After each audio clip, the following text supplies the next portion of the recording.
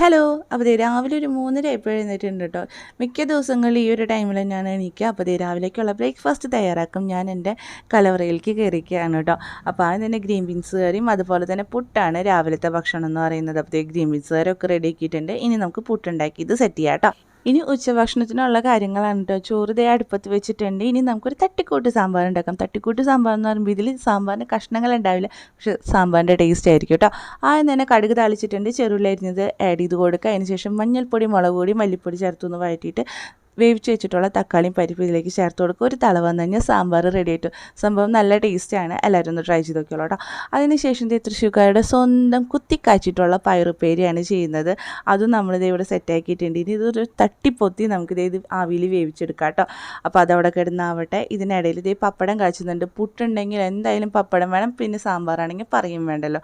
അപ്പോൾ ഇതേ ചോറൊക്കെ വെന്ത് നമ്മൾ ഊറ്റി വെച്ചിട്ടുണ്ട്. ഇനി നമുക്ക് ചായ ഉണ്ടാക്കാം കേട്ടോ. ഇതിൻ്റെ ഇടയിൽ അകത്തെ പരിപാടികളായ അടിക്കലും തുടക്കലും ഒക്കെ കഴിഞ്ഞിട്ടുണ്ടായിരുന്നു. അപ്പോൾ ഈ ചായ കുടിക്കാനായിട്ട് ഞാനും ഏട്ടനും ഒരു 5:30 ടൈം ആകുമ്പോഴേക്കും സെറ്റായിട്ട് ഇറയത്ത് വന്നിരിക്കാറുണ്ട് കേട്ടോ. കാരണം അമ്പലത്തിലത്തെ പാട്ടും നേരം വെളുത്ത് വരുന്നത് കാണാൻ നല്ല രസമാണ്. സത്യം പറയാന്നുണ്ടെങ്കിൽ ഒരു ശല്യമില്ലാതെ ഫ്രീ ആയിട്ട് സംസാരിക്കാൻ കിട്ടുന്ന ഞങ്ങളുടെ ടൈമാണ് കേട്ടോ ഇത്.